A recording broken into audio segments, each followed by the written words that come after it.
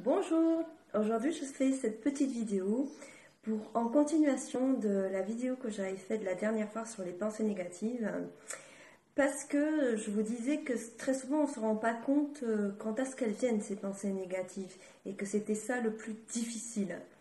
Donc j'aimerais vous donner quelques tips pour identifier à quel moment vous rentrez dans ce boucle de négativité. Donc voilà, ça sera très court, mais je pense que ça peut quand même aider.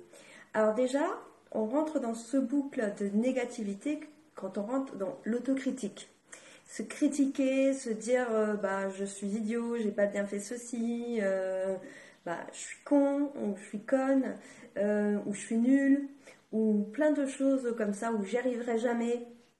Tout ce genre de phrases, c'est toutes ces pensées négatives justement. Quand on rentre en deuxième temps, c'est quand on généralise. Quand on généralise, c'est-à-dire quand on dit ça arrive à tout le monde, quand c'est toujours comme ça, toutes les personnes sont ainsi. C'est pas vrai.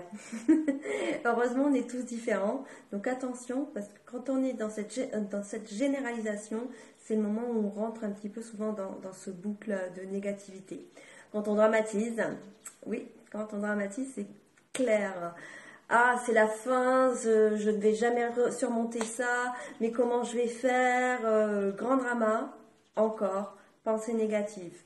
Quand on procrastine, oui, c'est pas évident de se rendre compte quand on est en train de procrastiner et de s'arrêter, mais c'est quand on est stressé qu'on a tendance à procrastiner et du coup de fuir un petit peu à faire autre chose.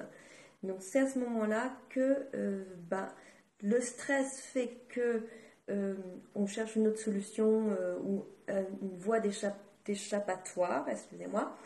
Mais c'est là que, à cause du stress, que les pensées négatives viennent et qu'on a besoin de chercher cette voie d'échappement, d'escapatoire, je ne sais pas si ça se dit, désolée. Bon, voilà. Quand il y a de l'anxiété aussi, un autre moment où on peut reprendre des pensées négatives, de la frustration. Et j'aimerais faire un petit point sur le fait du manque d'ancrage. Comme vous savez, je m'intéresse pas mal à la spiritualité, au yoga un petit peu, et toute la méditation. On parle souvent des 7 chakras et de l'ancrage. Si on est beaucoup dans nos pensées, on est plutôt dans le 6e chakra, ce qui veut dire qu'on n'est pas du tout en bas dans l'ancrage. Donc s'ancrer, c'est très important, ça nous permet de nous connecter à l'instant présent. Donc je reviendrai à un autre moment sur vous parler plus précisément de l'ancrage, mais c'est se rendre compte et vous dire que c'est important de chercher à s'ancrer à travers des méditations, à travers la lithothérapie. Ah oui, voilà, ici je porte un bracelet d'ancrage. Important, ça va nous aider à réduire ces pensées. Je vous proposerai aussi quelques pierres dans ce sens-là à un autre moment.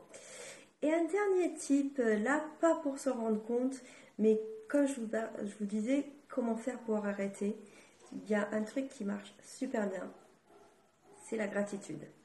La gratitude, bizarrement, oui, on est stressé, bizarrement, on ne se sent pas bien, mais au lieu de dire, je suppose, par exemple, je suis stressée parce que j'ai trop de boulot, et si je me connectais plutôt à mon cœur, et je me disais, gratitude parce que j'ai un travail.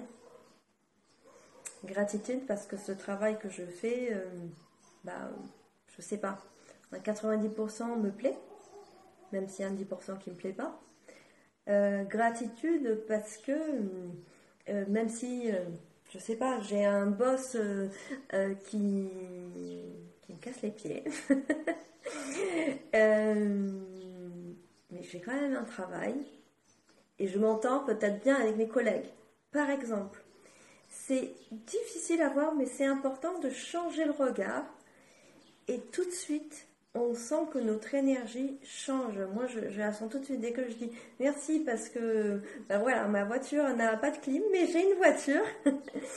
Et ma pensée, ma sensation change et c'est très agréable. Donc je vous propose ça aussi pour changer les pensées négatives. J'espère que ça marchera pour vous et je vous dis à bientôt. Bye bye!